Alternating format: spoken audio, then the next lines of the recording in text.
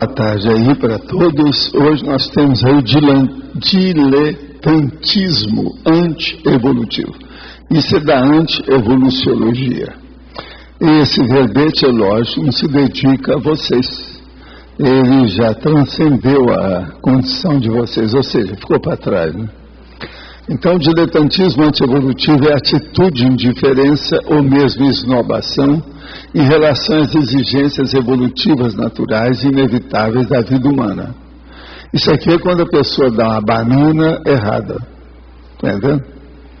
Agora, a atitude matura ante a vida, a postura de amador perante a evolução consciencial, a preguiça de refletir, a ausência da focagem evolutiva, a busca exclusiva de facilidade de qualquer natureza, o hedonismo primário, o encanto com as realidades materiais, os caprichos anti-evolutivos, a fuga da vida racional, a saída para o acostamento evolutivo, as quimeras mentais, o subcérebro abdominal, o porão consciencial, a robex, umbigão, a vida aceita como passatempo, o brincar de viver, o monopólio dos entretenimentos, o ludismo. Agora, a existência descomprometida, a anti-reci. No fim nós falamos, o diletantismo anti-evolutivo, infelizmente, ainda afeta largo percentual dos componentes da humanidade do terceiro milênio, exigindo as vivências exemplares, teáticas e tarísticas. O diletantismo anti-evolutivo afeta você de algum modo? Por qual razão? Isso aqui é para o leitor de modo geral. Eu acho que vocês já estão fora disso. Porque senão vocês não aguentariam a gente aqui nem um mês. Sabe, num mês você já estava explodindo por aí afora. Agora aqui, pergunta. Joseph Campbell, em sua entrevista com Bill Moyers, disse como interpretar o caso da Virgem Maria. Ele afirma que o mito é o nascimento espiritual e que espiritualmente podemos nascer N vezes em uma existência. Não foi um nascimento físico. Ele foi grande amigo do Carl Jung e afirmou que o mundo atual precisa de mitos. Como exemplo, o mito da mãe Gaia, que visa salvar o planeta. Mito não é ciência, portanto é inútil estudar. Olha, mito a gente estuda para ficar livre deles. É igualzinho quando a gente estuda superstição, que é para ficar livre disso. Como a gente estuda aí uma série de tolices que existe, para ficar livre delas. Por exemplo, belicismo, que é uma das tolices mais trágicas da humanidade. Sou fotógrafo de eventos e tenho praticado EV antes, durante e depois das festas, como defesa energética. Além disso, desejo o bem para cada pessoa fotografada, imaginando que o flash é um banho energético. Tenho notado uma maior receptividade e atratividade em relação ao público. Gostaria que comentasse a relação do estado vibracional com a sedução. Escuta, estado vibracional com qualquer coisa, a tendência a melhorar tudo. Essa vida é energética, eu já expliquei isso. Faça o estado vibracional para tudo, você vai melhorar, até para o sexo. Pensa nisso. Qual a relação do ignorantismo com a atual política retrógrada de sapiência e apenas pró-títulos das universidades? E quais suas possíveis reações ante o processo de reorganização? Olha, contra a academia e a universidade, nós temos o autodidatismo que a gente sempre vem falando, a partir do princípio da descrença. De modo que isso é a única coisa que pode romper essa barreira de obscurantismo que está havendo por aí. Ele continua, estaríamos formando cada vez mais profissionais medíocres e que, para piorar, acreditam na farsa de seus títulos universitários, provocando uma massa de desempregados com nível superior? Gostaria também que comentasse mais sobre o antidireito, algo que vem crescendo muito no Brasil. Nós estamos passando por uma crise de retrogradação ou retrocesso em matéria de valores, principalmente cosmoético, na vida humana, dívidas com os réus que estão renascendo. Essa turma que está invadindo a universidade, aí tudo quanto é jeito, é muita gente com os réus nisso aí. Então é gente que estava na estratosfera há séculos e que aparece agora e quer tirar vantagem em tudo. É o princípio do gercismo. Então, no Brasil, essa condição está precária. Agora, vamos lembrar, o princípio da descrença, o que a pessoa deseja, a reciclagem que ela imprime à própria vida. Essa que é a esperança. É o que funciona. Agora, na parafatologia, estado vibracional profilático, existe EV nosográfico? Sim, por que não? Uma pessoa mexe no estado vibracional para seduzir a mulher e lança energia no sexo chakra dela, na Kundalini. O que é isso? É EV. Pode ser a exteriorização. O EV que nós falamos é o cosmoético, é o evolutivo, é o prioritário, é aquele que tem discernimento.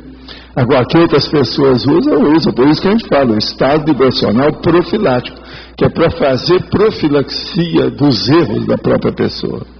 Então, tudo isso tem sua razão, é uma coisa lógica. Eu quero dizer que há um convite aos tertulianos e teletertulianos interessados em exercitar o mental soma a participar nas oficinas do Holociclo que ocorrerão no próximo final de semana. Dia 18, sábado, remissiologia. 19, domingo, associação de ideias. 20, segunda-feira, oficina de etimologística. Todas as oficinas serão realizadas na parte da manhã, das 8h30 às 11h30 da manhã. De modo que está aí. Quem quer melhorar um pouco o mental soma, está na hora. E olha, lembre-se, isso é feito no holociclo. É onde tem material para poder debater essas coisas todas. Agora, outra coisa. Eu tenho aqui um jornal que é um recorte da revista Veja, de 24 de março, sob pena de morte, que está aqui, a matança chinesa. A China só admitia 1.000 execuções por ano. Sabe-se agora que passam de 10.000 por ano. 25% dos crimes previstos no Código Penal chinês podem ser punidos com pena de morte. Adultério, estelionato, envenenamento de gado, difusão de pornografia, emissão de cheques sem fundo, falsificação de documentos, roubo, formação de quadrilha, contrabando, extorsão e tráfico de droga. Tudo isso aqui, a pessoa pode ser decapitada, quer dizer, enforcada e outras coisas mais. A montanha de cadáver produzida pelos tribunais chineses é 20 vezes maior que a soma de todas as execuções em 30 outros países com pena de morte e quase 10 vezes maior que o número oficial. Pessoas são executadas por emitir cheque sem fundo, envenenar bois ou forjar documentos. Vocês vejam bem que a situação é precária na China. Agora veja, colocaram muita gente no mundo, dá isso, né? Tem 1,3 bilhão de habitantes, para eles poderem conviver em paz, tem que fazer umas... Eu sou contra a pena de morte em todos os recursos, mas veja, eles apelaram aí que não viram outra saída, né? Senão, já tinham se engalfinhado uns com os outros, já mataram todo mundo. Pode ser que seja isso agora, que essa ditadura lá é terrível, isso aí é influência da ditadura, está tudo errado. Vamos ver se os 16 já começaram a trabalhar para diminuir esse morticínio. Não é isso? Agora, gente, isso aqui é uma revista, chama Revista Infra. Tá certo? Ela é sobre infraestrutura e outras coisas mais. É processo de arquitetura, engenharia civil, etc. Então, agora... nessa revista de abril, na página 10, tem mais aqui de meia página sobre uma informação. De olho nas novidades, que é o processo de construção. Tertuliário único do planeta fica em Foz do Iguaçu. E tem a fotografia de vocês aqui, do tertuliário. Aqui. O tertuliário é o primeiro argumentário do planeta, ou seja, auditório construído para debates, refutações, críticas e investigações nos verbetes da enciclopédia da conscienciologia, elaborada pelo médico tal, juntamente com a equipe multiprofissional de voluntários. São vocês. Ele fica inserido no CAEC, condomínio de 242 total metros quadrados no terreno, de terreno na cidade de Foz do Iguaçu, no Paraná. O projeto assinado pelo arquiteto Everton Santos e participação da arquiteta Fabiana Cerato chama a atenção pelo formato redondo, com plateia em 360 graus, colocando os debatedores equidistantes do propositor das ideias em condição de igualdade, expondo-o totalmente por todos os lados. Trata-se de uma edificação funcional, clean e sem ostentação. Outras características do empreendimento: 823 metros quadrados de área construída, 744 metros de área útil, 11 meses de execução, 346 lugares, sendo 8 desses para PNS.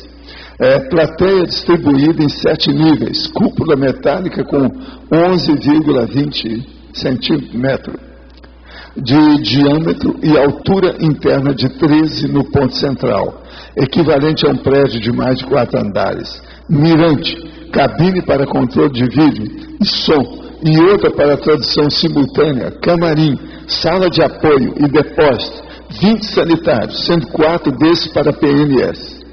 Escada e rampas com corrimões e peso antiderrapante. Iluminação composta por super LEDs no vão da cúpula, 30 lâmpadas, 25 watts de potência e 1000 lumens de fluxo luminoso cada. Eu quero dizer que hoje, a hora que acabar aqui a tertúlia, estou falando que está tudo de acordo. Vai ser colocado um andaime aqui onde eu estou, para eles arrumar essas lâmpadas ali que estão piscando para vocês. Elas estão apaixonadas por vocês e piscando, sem parar. Eles vão dar um jeito nessa paixão. Se amanhã eu chegar aqui e vocês me verem debaixo do andaime, é porque ainda continua o trabalho, tá certo? E eu posso virar operário amanhã aí com um andaime em cima de mim, tá certo? Mas, hein? Pois aí eu vou ter que usar um capacete, Mas eu estou só avisando que pode ser que vai acabar até amanhã, mas eles vão começar agora, logo que acabar a tertúlia. E eu não vou parar a tertúlia por causa de andaime, né? Eu estou andando no andaime mais rápido. Mas, agora, o que mais tem aqui? 32 caixas de som, 6 câmaras, internet através de fibra ótica e futuramente acessada via wireless na plateia. Cadeiras estofadas com pranchetas para notebooks, 120 tomadas para computadores, cisterna para a água da chuva captada pelo telhado, com capacidade para 20 mil litros para regar o jardim do CAEC. O investimento para a obra, que soma mais de R$1 milhão, incluindo todos os equipamentos, é fruto da união dos voluntários da instituição. A comunidade, a CCCI, conta hoje com 567 voluntários. Acho que já passou disso aí. Residentes em Foz do Iguaçu. Vale informar que a conscienciologia é a ciência dedicada ao estudo da consciência de forma integral, considerando todos os seus veículos de manifestação, holossoma, todos os corpos, o físico, das emoções, de energia mental e as múltiplas dimensões, as múltiplas vidas e evolução consciencial. Para acompanhar a tertúlia ao vivo, diariamente às 12h30, às 14h30, acesse www. De modo que eles deram uma geral sobre o tertuliário. É de São Paulo, né? Essa aqui é a maior sobre esses assuntos, né, no Brasil. A única que trata o Facility como parte do core business da empresa. Está entendendo? Ela existe, essa aqui é acho que, quanto que está aqui? Ano 18, ano 10, número 108. Já tem 10 anos. Você não conhecia, né? É só da turma da área. Mas já tem uma foto colorida de vocês aqui. Tá certo? Depois dessa, hoje vocês vão ver que o tertuliário está em todas. Essa aí é uma revista técnica. Isso aí é bom para mostrar para esses engenheiros, arquitetos, o que a turma está fazendo aqui. O Everton, mas a turma aí não brinca em serviço. Agora, eu queria dizer uma coisa para vocês. Alguém deu uma série de dezenas de livros para a holoteca. Vocês sabem que eu sempre vejo os livros quando eles chegam. Agora, eu às vezes separo uns livros para ler. Então o povo às vezes olha aqueles livros lá e vê e fala assim, mas Waldo, você ainda não viu esse livro? Eu falo assim, já. Então por que é que você vai? É porque alguém anotou, eu quero ver as anotações. Quando a pessoa leu, e as anotações, a gente pode confiar que a pessoa tem alguma cachola acima do pescoço, então é bom a gente ver o que é que ela andou anotando. Agora, o que se passa? Esse conjunto lá de livro que foi dado lá, eu separei 4. Quem deu foi a Kátia. E eu vou dar uma olhada dela, porque está tudo anotado por ela. Então, ó, o livro usado pode ser mais rico em comparação com o original, pois o primeiro leitor pode ser o segundo autor.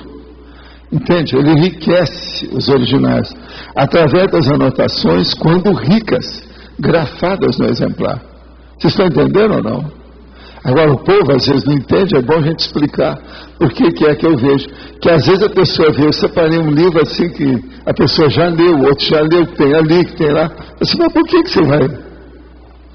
Então eu estou explicando, não vá no bico das aparências. Sempre é bom a gente pesquisar por que a pessoa está fazendo isso ou aquilo. Não é isso? Não me interpretem erroneamente. Está certo?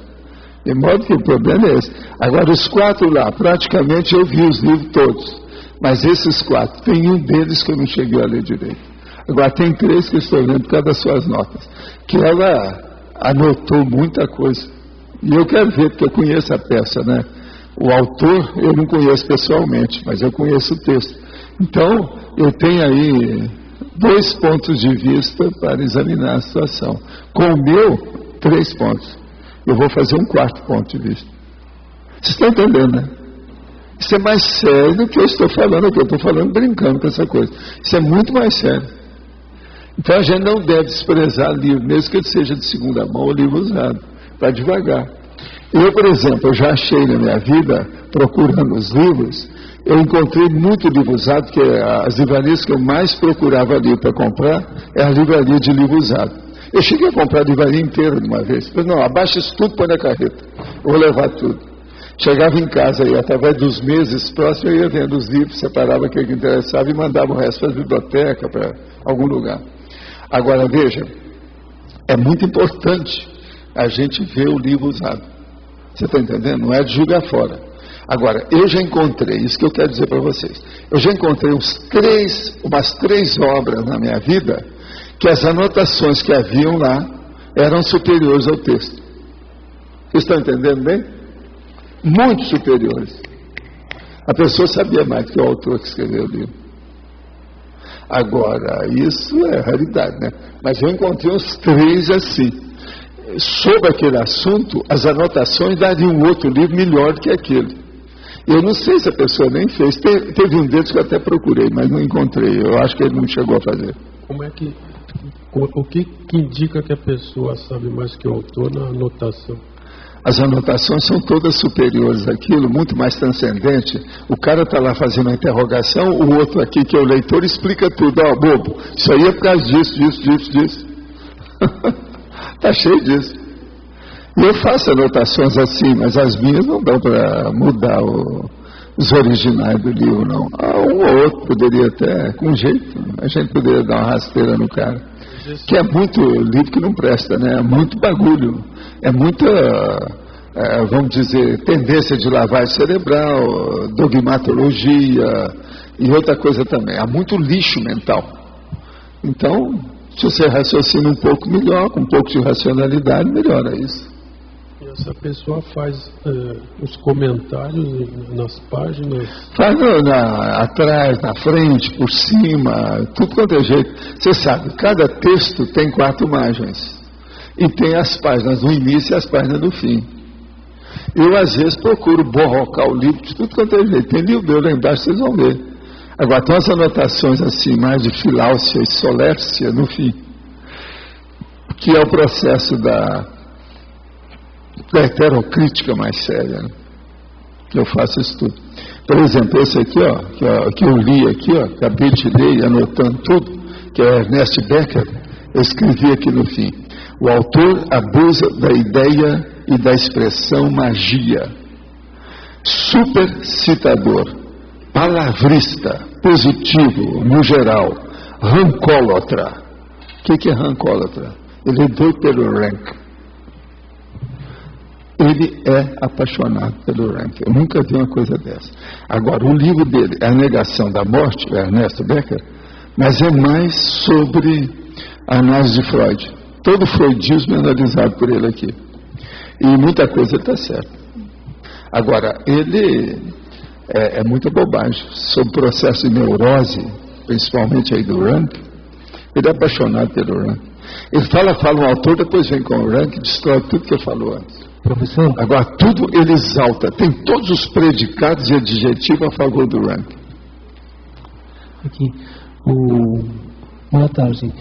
O comentário que você está fazendo, eu vi que Oscar Trava, que você conheceu, sim, ele tinha uma biblioteca imensa, ele tinha esse hábito de escrever as coisas dele. E ele falava, Luiz, tem outro livro dentro do livro. Eu vi isso. Eu conheci o Trava, eu sei disso. Eu incentivei ele muito nessas coisas. Ele fazia essa técnica, escrevia todo o livro. Ele era fora de série. Nas coisas que eu conheci dos negócios dele, muito sério. Um grande amigo meu, Trava. Ele destravava. O nome dele era Trava, mas ele já destravava. Destravava o pensamento, abria o caminho. O senhor dá valor para as anotações, simplesmente sublinhando as letras? Não, ele sublinhar, a pessoa está só chamando a atenção do texto. Não anotou nada. Si ela tem que acrescentar a ideia dela para enriquecer aquele texto. Eu peguei um livro esses dias, que mais de 80% do livro estava com marca-texto e sublinhado. Sim, mas só isso. Pois é, mas isso não quer dizer nada. O cara separou para fazer, às vezes, uma palestra, uma aula. Eu mesmo faço isso, todo mundo faz.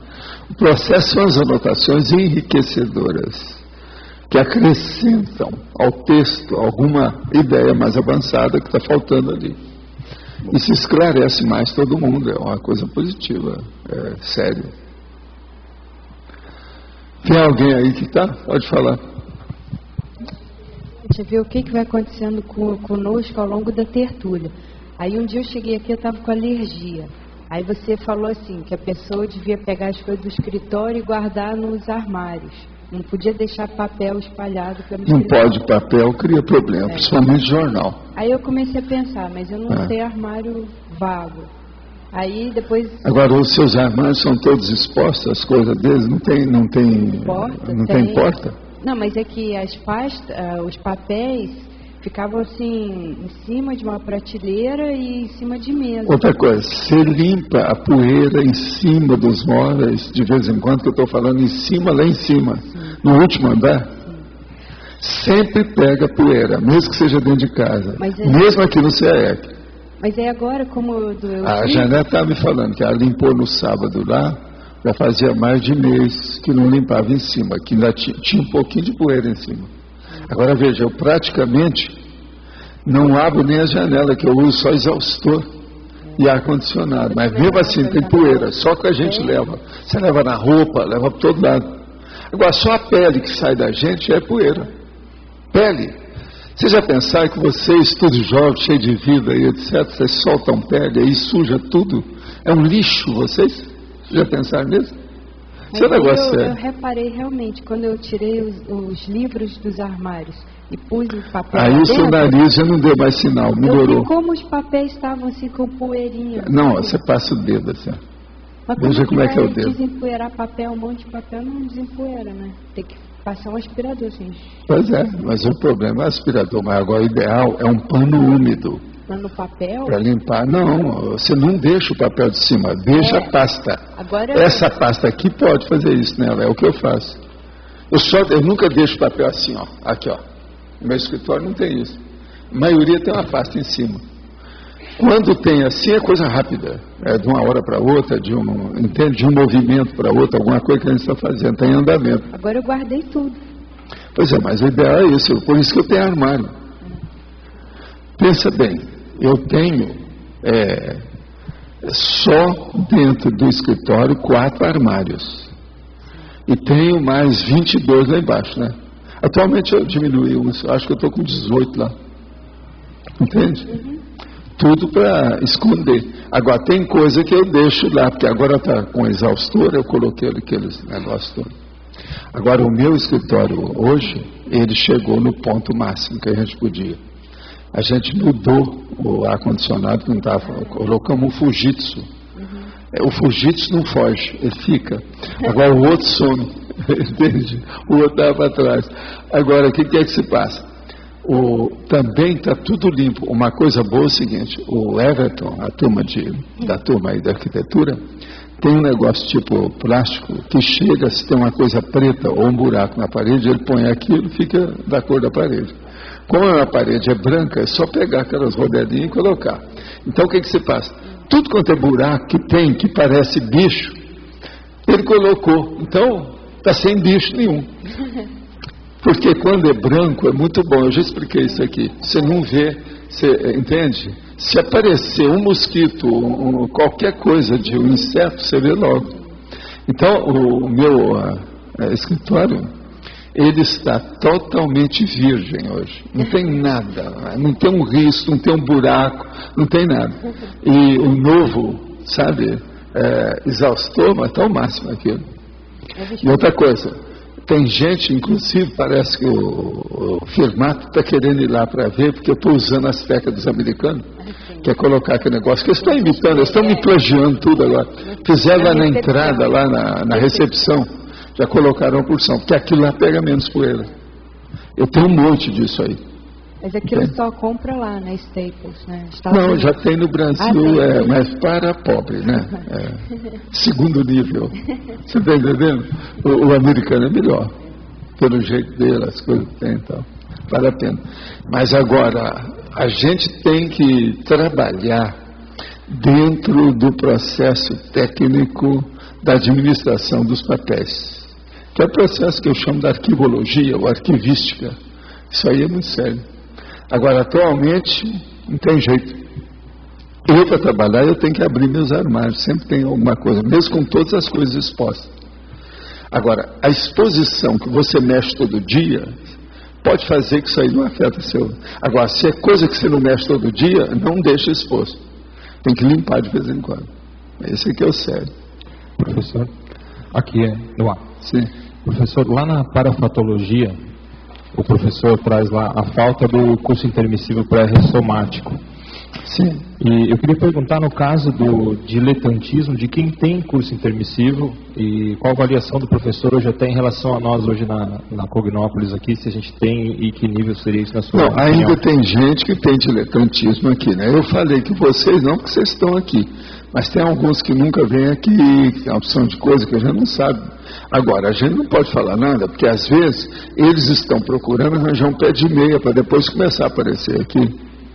Agora, às vezes tem gente mais jovem que vem, que está acompanhando a mamãe, o papai, alguma coisa da família. Eles são diletantes também. Então, na boa vida, é o boavidismo, como nós chamamos, mas tudo tem sua razão, né? Eu não condeno ninguém assim, não. O negócio é ver o que a pessoa quer, né? Cada um escolhe a vida que deseja.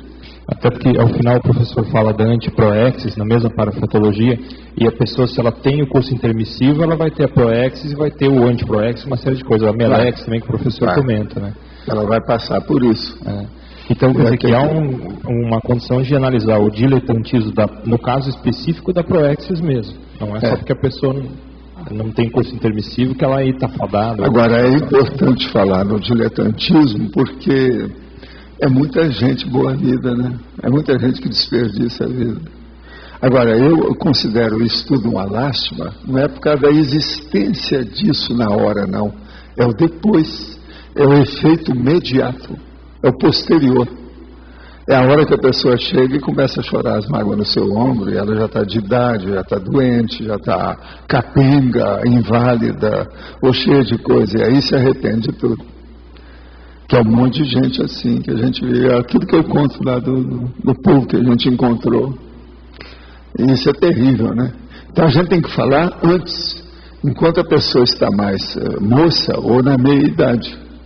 Que a hora que chegar na minha idade, por exemplo, a pessoa definiu ou não. Ou ela vai para um curral ou vai para o outro, não é isso? já se separou, ela já se classificou. Isso aí não tem jeito. O professor comentou em outras tertúlias já, e respondendo algumas perguntas sobre um problema maior que existiria em relação a nós mesmos aqui, intermissivistas. E o professor falou que seria o boavidismo. Algumas vezes o professor falou, o boavidismo, né? Eu já falei nisso. Então, aí eu fiquei pensando que o diletantismo aqui, ele seria, então, um grande problema para a gente. E outra coisa, uma boa parte dessas pessoas diletantes, elas não têm noção que elas são diletantes. Elas acham que aquilo é um direito delas. É aquilo que o povo hoje fala, eu mereço. Você está entendendo? Então fica por isso. Isso aí é um problema. Agora, é o caminho do arrependimento, você está entendendo? E quase sempre da autoculpa, que vai levar para Melim. É assim que acontece o negócio. Então o que é duro é quando você encontra a pessoa já na Melim, já é tudo instalado. É aí que eu entro com a técnica de mais um ano de vida, você está entendendo? Para a recuperação, é o processo da reciclagem. Você vê que hoje nós já temos certas saídas e soluções honrosas, vamos dizer, lógicas, racionais, bem ponderadas, baseadas nos fatos, para a maioria desses grandes processos da existência humana. A Conscienciologia já oferece saída para isso. Muitas soluções boas, melhor do que uma boa parte dessas linhas de atividade, linhas de conhecimento, de pensamento, todo lado aí. O problema é a gente saber isso, você saber, na hora que você está conversando com a pessoa, dar a indicação certa para ela. Qual o verbete, qual a subscrição, qual a prescrição evolutiva que você vai dar para a pessoa. Às vezes é muito importante. Lembre-se, técnica de mais um ano de vida. Pensa nisso. Às vezes isso é uma bênção. A pessoa arranjou uma solução. Agora, professor, se a pessoa quiser hoje, o intermissivista, fazer uma análise dos resultados que ele tem para ver se ele está no diletantismo ou não, se ele está marcando bobeira na Proexis ou não, o que ele poderia de palpável analisar hoje para ver se a coisa está caminhando? É ver o resultado palpável mesmo, usando a mesma palavra, é o concreto. Ver o que a pessoa já fez até aí. Agora, lembrando, se ela é jovem, depende da faixa etária. Não se pode exigir, a coisa vai com calma. Agora, se ela já entrou na fase executiva, uma pessoa está com 45 anos, já precisa ver o que é ela, tem que ter definido, já fez alguma coisa. Tá certo? Ainda mais outra coisa, se a pessoa é inversora, ela começou mais cedo. Então essa a gente pode até ponderar um pouco mais profundamente. Você está entendendo? Sobre o assunto, né? Agora, vocês hoje, eu acho que vocês já têm muita ideia sobre o assunto. Já dá para perceber o que é importante nessa história. A questão da reaprendência, o processo da consciência, a consciência terapia, o processo aí dos nossos amigos aí, sabe? O AVA, você está entendendo? Isso aí é importante. Todas essas áreas podem ajudar muito essas pessoas. Agora aqui outra. O ato de falar em voz alta, autocriticar-se sem a presença de outra consciência, seria alguma patologia? Sim, que a pessoa está passando. Isso aqui não é aquele negócio que eu falo de falar em voz alta, não. Eu estou no computador, estou mexendo, então eu quero ver. Página 367, então eu falo 367, vou mexendo. Aquilo está no ar. A fixação é muito maior do que eu pensar só em 367. 367. Isso é uma coisa. Falar em voz alta assim é uma coisa. Agora essa aí não. A pessoa falar, eu sou um burro, como é que eu fiz uma coisa dessa? Deve ser isso que ele está falando, né? Não precisa de falar, porque a turma já sabe. Ele tem que ficar para ele tem que pensar para ele. Agora fica falando alto para quê? Para o amparador escutar ou para o assediador escutar? Às vezes é assediador. Quando subimos as energias no circuito fechado, não há o risco de energia dos chakras inferiores contaminar os chakras superiores? Bolas! Essa não. Quer dizer então que é assim, os seus chakras estão se contaminando. Está danado, hein? Você está no buraco, hein? Primeira coisa é o seguinte, você tem que mexer nas suas energias para tirar todo tipo de contaminação aonde estiver. seja nos chakras ou em algum outro lugar, escondidinho aí no seu micro-universo consciencial. Tem que mexer nisso para fazer a dinâmica da limpeza, a asepsia. É isso que nós estamos falando. É a contaminação, o contágio. Agora, esse negócio de chakra, quer dizer então que você vai se dividir em dois. Tem o setentrião, que é a parte de cima, e o meridião, que é a parte de baixo. Ou seja, os países baixos, como o povo fala, e os países altos. É isso, os elevados. Quer dizer que a parte baixa, então, está contaminando tudo. É bom você pensar nos seus chakras inferiores. Olha bem a sua pré-kundalini. Agora essa sua pergunta está suspeitíssima. Vocês estão entendendo o que eu estou falando? Está esquisita essa pergunta. Quer dizer que ele acha que o negócio... Eu vivo só com meus chakras de cima. Os de baixo nem existem para mim. Vem com essa. Isso não existe. Você está o tempo todo mexendo com tudo. Não se incomode com isso não. Mexa no circuito fechado até limpar. Você tem que fazer uma movimentação até você sentir que aquilo se soltou, aliviou. Tira o peso, você vê direitinho pelo processo das emissões das energias que nós estávamos explicando aqui um dia desse. Vale a pena insistir, viu? O caso é sério. Eu estava vendo aqui no dicionário a palavra diletantismo, né? O que se aproxima mais dela, por exemplo, imaturidade, indiferença, amadorismo, despriorização foi uma coisa que você não pôs, né? Ou imperícia, tem várias... tem tudo isso aí, mas agora você viu bem a sinonímia? O que é que eu estou falando? Diletantismo regressivo, diletantismo intrafísico, vivencial, materiológico, filosófico, esse é o seu. Amadorismo superficialidade pessoal, despriorização antievolutiva, irresponsabilidade, vida antievolutiva e vida irracional. Esse irracional liquidou com tudo. Aí aprofunda mais. Pois é. Mas estou dizendo em termos de dicionário, acha amadorismo, despriorização, indiferença, imaturidade. Mas se você for olhar, a maioria disso tem aí dentro. Agora aqui na sinônima aprofunda mais, tem mais coisa. Pois é. O processo todo é esse. Agora, tem o diletantismo antievolutivo, o eventual e o sistemático. O sistemático é que é o brabo. O eventual, às vezes, pega uma pessoa que tem os pecadilhos mentais, ou os pecadilhos da mocidade, está entendendo? Da juventude. Isso é uma coisa. Agora, o problema é com a pessoa mais de idade, que já está com a vida formada, tudo assentado. Se ela ainda é diletante, isso é terrível, né? Pensa nisso. Agora, você tinha falado da filodoxia, o que aproximou mais é essa definição do Kant, que é diletantismo intelectual. Né? É isso aqui. É mesmo isso. Tá certo. Agora, precisava de ter ainda mais alguns nomes desses que não existem, para as áreas específicas, né? O diletantismo, por exemplo, artístico, não tem uma coisa bem clara. Outra coisa é quanta gente não perde tempo com arte, brincando de fazer arte.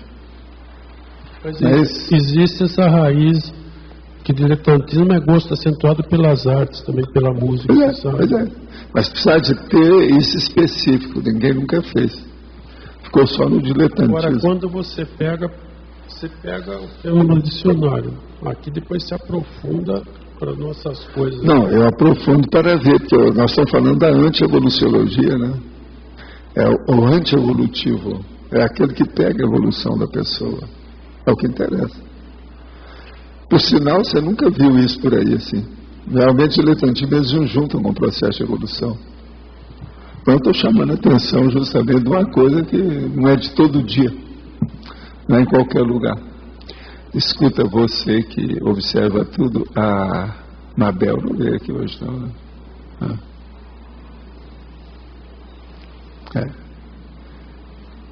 Mas, pode falar. Você quer falar com 2 microfones? Porque tem um outro ali, ó. Você pega um no amor, outro no outro. Às vezes dá mais força. Não estou tão mal assim, não. Dá para segurar com um só. é o seguinte, seria um tipo de diletantismo quando a pessoa, mesmo dentro da CCCI, trabalhando, por exemplo, mais na parte operária, na administração, essa coisa toda. Não, isso não é diletantismo. Não, calma, eu vou chegar lá. E aí ela tem que, no caso, ir para o estudo, aprofundar a parte intelectual e está assim, meio postergando. Seria um aí tipo... depende da pessoa, porque às vezes tem uma abordagem errada ou uma escolha infeliz. Mas às vezes é só um período da vida da pessoa que ela tem que mexer com isso. Outra coisa, ninguém deixa de ser operário. O maior intelectual tem que ser operário. Não que deixasse, mas que levasse agora, jeito, né? O percentual, o que é que tem que predominar?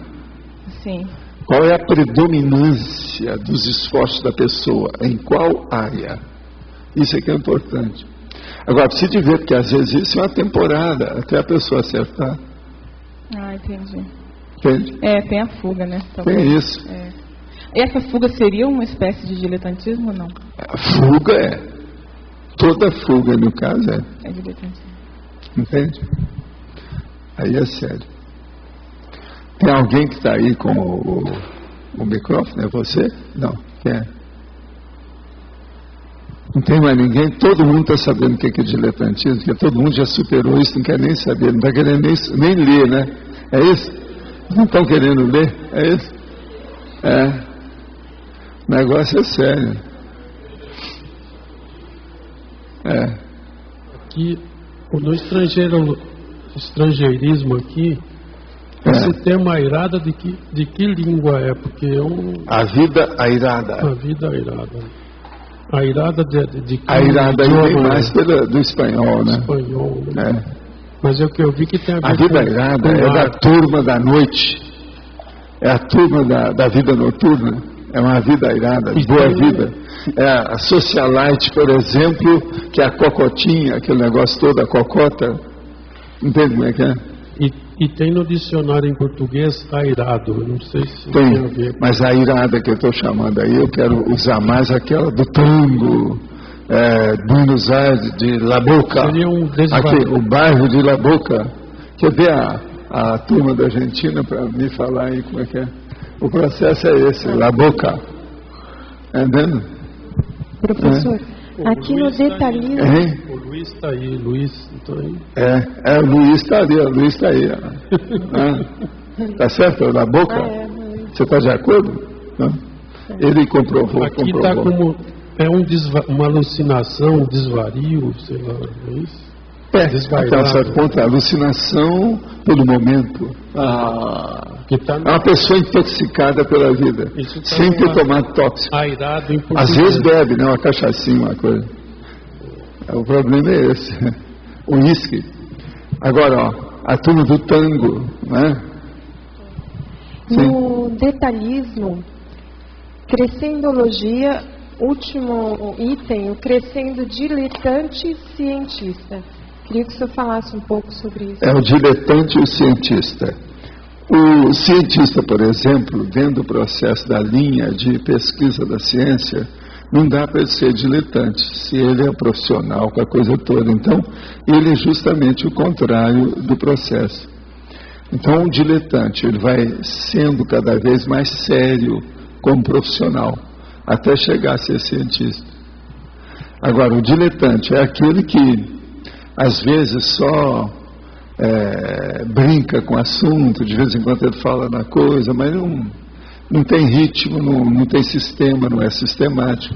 Ele não tem uniformidade, nenhuma organização pessoal para chegar lá. Isso, e como é que é a questão da organização? A pessoa que é pouco organizada, nesse caso, ela mostra que ela é inexperiente. Ela tem que caminhar para a organização.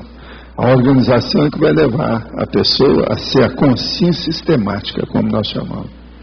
Que é aquela que tem organização, auto-organização, disciplina. Para fazer pesquisa, por exemplo, tem que seguir uma disciplina de algum modo, não tem outro jeito.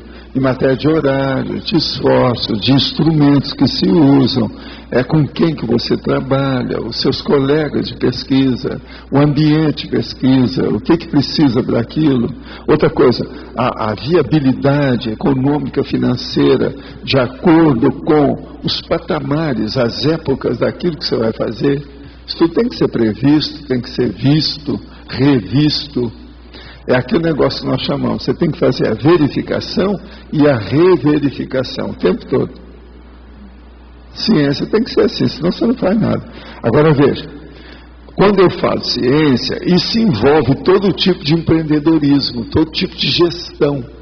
Mesmo seja um processo, por exemplo, comercial, industrial, uma coisa que a pessoa está fazendo até aí, de administração propriamente dita, uma construção, por exemplo, tudo isso, uma reforma de uma casa. Tudo tem que ser visto nesse sentido. Agora, o diletante, geralmente, ele é muito amador. Amador beócio. Ou que está com a cabeça nas nuvens. Entende? Então, eu preciso de colocar os 2 pés em cima da rocha e aumentar o som no colo. Para a pessoa se profissionalizar. Ele é muito amador ainda. Dentro da conscienciologia, a gente pode falar que a pessoa que não trabalha com as energias aí, ela está sendo diletante. Ela está. E no processo não é bem diletante, é uma coisa pior. Ela está despriorizando os esforços dela. Porque se ela olhar essa energia em primeiro lugar, ela vai melhorar tudo mais que ela deseja fazer na vida. Se ela desprezar a energia logo de cara, sempre vai ficar faltando alguma coisa, ela vai ficar mutilada, desfalcada, alguma coisa vai faltar na vida dela, porque o mais importante seria isso.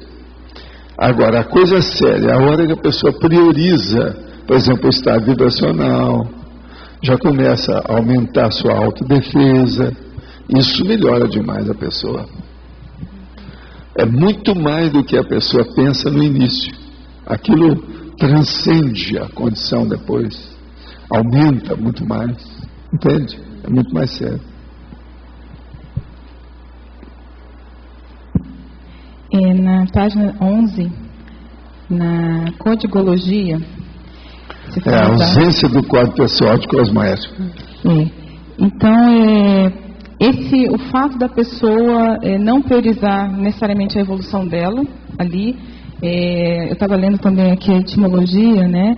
Que quem ama, que dá prazer, que cultiva alguma arte, enfim, sem fins lucrativos, é quem falta experiência, perícia.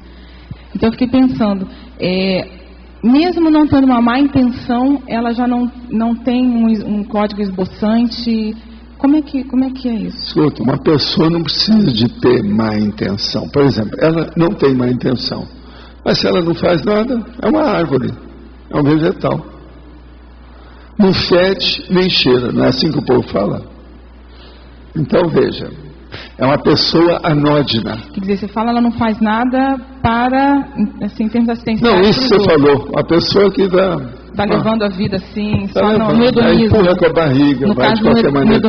Ela deixa a vida acontecer. Ela não faz a vida acontecer. Existem as pessoas que fazem a sua própria vida. Existem outros que vivem a vida que os outros fazem. Porque nós todos vivemos com uma equipe de compassageiros evolutivos, compassageiros e compassageiras. Ou você comanda a parte sua, ou os outros vão comandar você. A vida é assim. E essa pessoa que deixa acontecer, também é um processo de egoísmo dela, isso, de não sair? Às vezes mas às vezes é boavidismo mesmo, é isso que nós falamos. É boavidismo mesmo, entendi. É o dolce far niente, a sombra e a água fresca. Entendeu? Que é uma perda de tempo, né? Agora veja, o que é isso? Isso chama-se imaturidade, inexperiência, é aquela velha história que nós falamos. Não há dúvida que é. Entende? Falta aí, no caso, racionalidade. A ponderação é que vai levar uma pessoa para ver a prioridade. No caso dessa pessoa, não tem prioridade. Ela não liga para nada. Agora, o melhor da história. Às vezes a pessoa está na boa vida e está reclamando de tudo. Se ela começasse a fazer alguma coisa, ela superaria essa queixa, esse queixume, essa reclamação. Então veja, é uma condição completamente contraditória, negativa, fossilizadora. Ela regride. Agora, a pessoa regride. Eu já observei, por exemplo, esse perfil, algumas pessoas no meu grupo Karma, né, com esse perfil, e tem uma dificuldade muito grande com disciplina. Pois isso tem a ver, tem essa base aí do budismo. Agora, às vezes, foi por causa da falta de educação.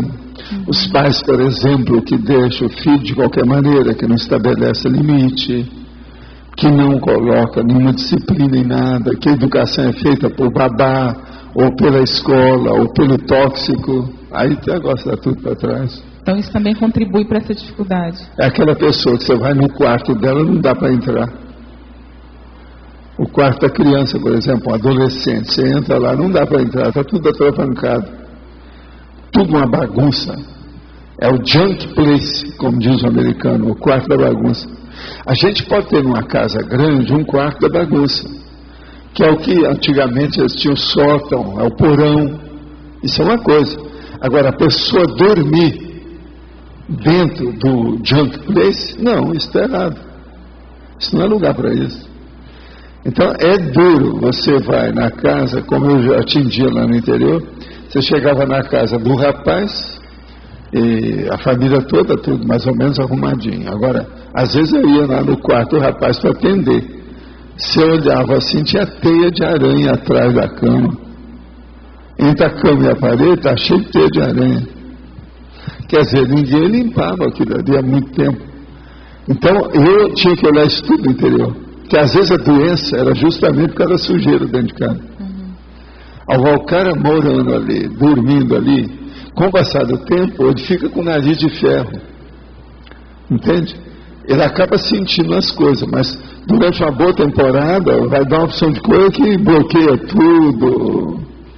É um problema, principalmente das vias aéreas superiores. Eu olhava demais isso. No interior, eu atendia demais as crianças devido a vias aéreas superiores, mudança de tempo, um milhão de coisas, não era fácil. É sujeira, né? Agora, muita sujeira, precisava de limpar. Eu ia para as casas para ajudar a limpar, ia para ajudar a plantar, você está entendendo? Lavar as coisas. Eu ensinava às vezes as mães como lavavam a criança direito. Chegava aquela criança com aqueles dois sinais assim, ó, que o nariz está escorrendo e depois pega poeira. Vocês já viram como é que é, não? A minha terra lá, o negócio era esse. Isso fazia parte do serviço. Era assim que a gente começou. A policlínica tinha tudo essas coisas todas. Eu tenho, no caso, nesse exemplo aí, um caso mais específico, que assim, não é exatamente isso aí que você colocou. Essa parte intrafísica, ela é bem cuidada. A intrafísica. É mais a questão da educação consciencial. Porque tem até uma pessoa com um perfil, assim, bem... artístico, né, também, e aí ela tem uma coisa com disciplina. Ela assim, tem horror a essa palavra disciplina. Ela trabalhou, já fez as coisas todas, mas não tem, isso pode ser às vezes tem um certo tabu a respeito de falar isso por causa do exército, por causa da escola, devido ao povo que regra a vida. Tem gente que não quer saber de às regra. vezes pode ser a coisa do passado mesmo que a pessoa trouxe. Não, às vezes é dessa vida mesmo, por falta de educação, né? Pessoa que não tem educação. Mas você não falou... teve oportunidade de ser educada melhor. Entendi, tá. É isso, a vida é isso. Ah, Mabel, vocês passam isso aqui para ela, para mim?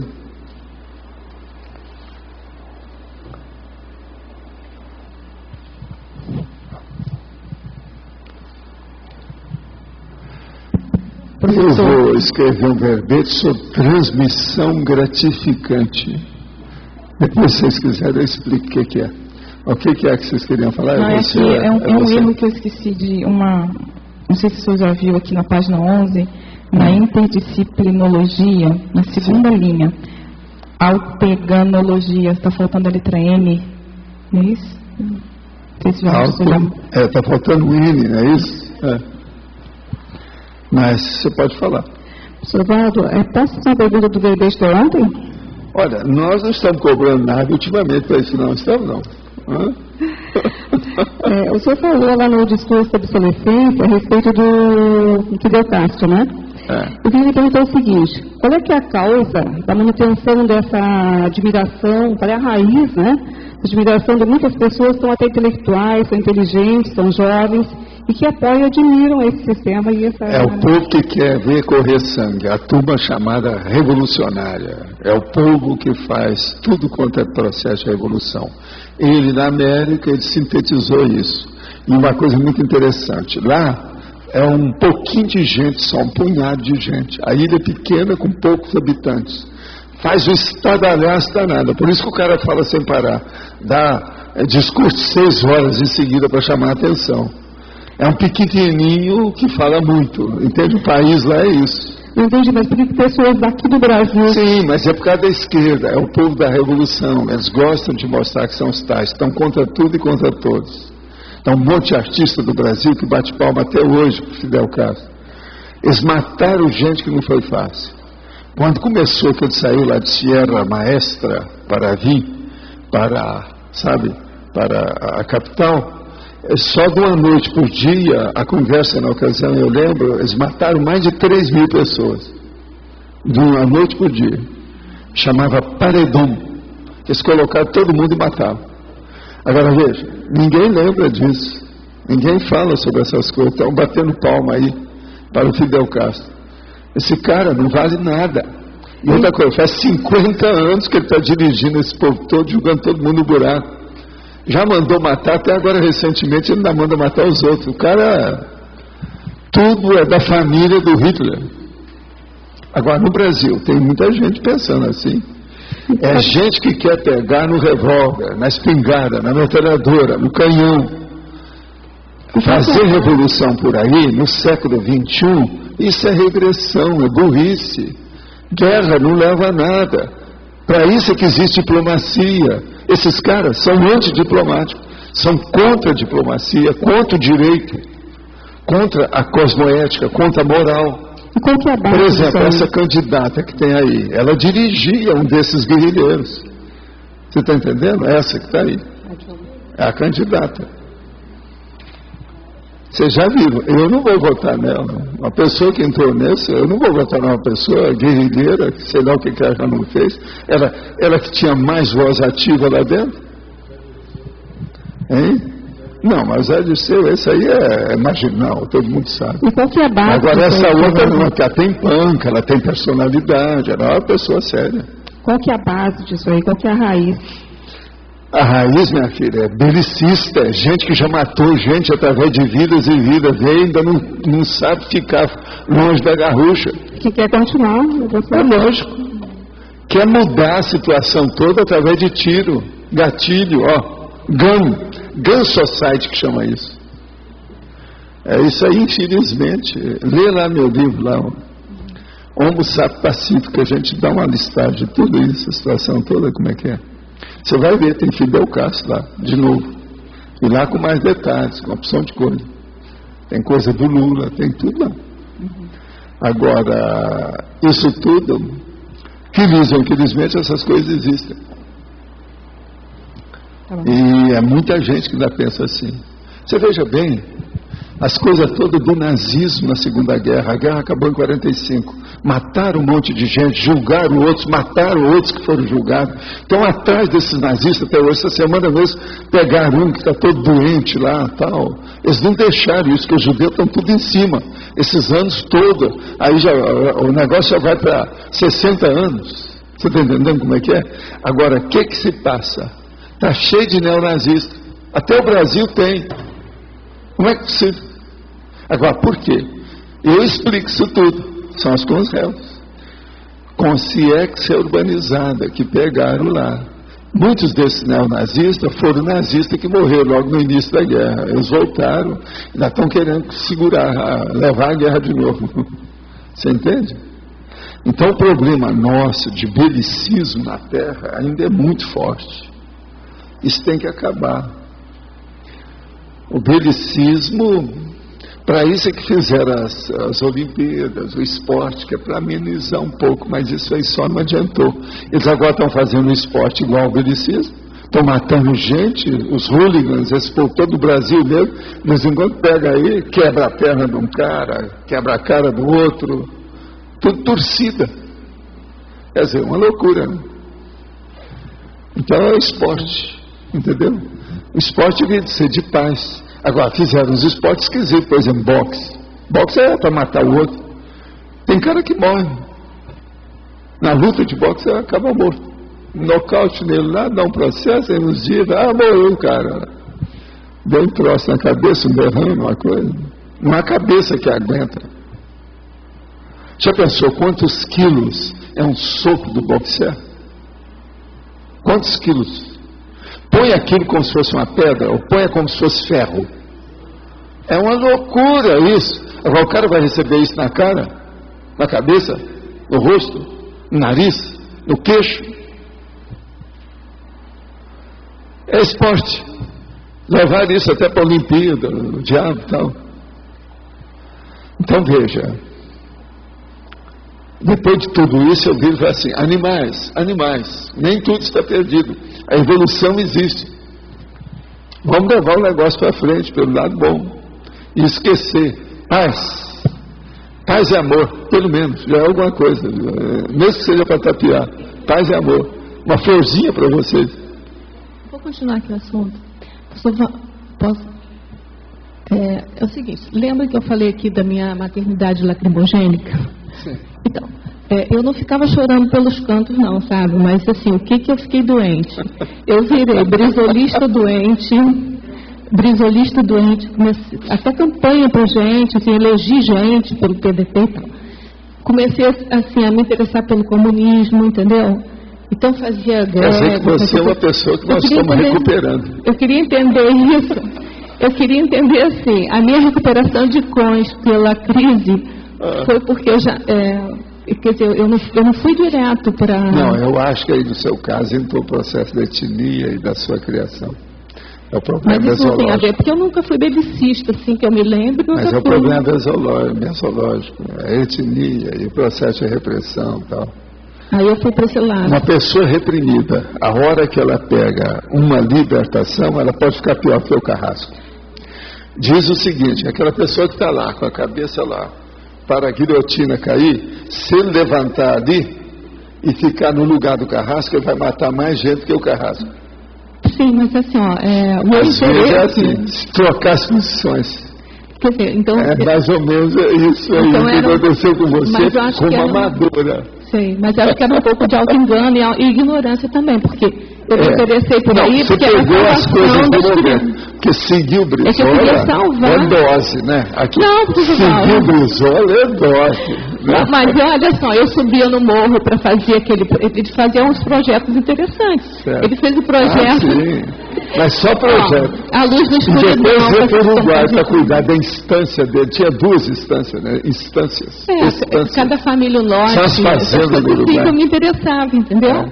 Mais pela coisa social, assim, ó. Escuta, você deve ter ficado entusiasmado com o Brizola. Foi na época do processo do Jango, né? Que ele pegou a rádio e lançou a rádio para o Brasil inteiro, conclamando o povo para a Revolução. Você lembra disso? Não, eu era muito... Você não viu isso? Não, eu vi tudo. Esse homem é um perigo. Não, foi... Agora ele bancava lá o Hitler, a situação toda. O povo, até um Hitler falando aí na rádio no Brasil. Não. Era o Brizola. Foi assim que ele apareceu. O povo nem conhecia ele. Não, é assim, ó, eu sempre fui muito alienada, eu morava no interior. Foi quando a primeira candidatura dele no Rio, sei. Entendeu? Que aí eu comecei... Foi quando ele começou a fundar o Rio. Né? Pois é, mas aí ele fez alguns projetos assim, que eu achava excelente, assim, do ponto de vista social, né? Não, ele tapeava bem. Então, mas era muito mal assistido. Ele era mal assistido porque ele não deixava os amparadores assistir.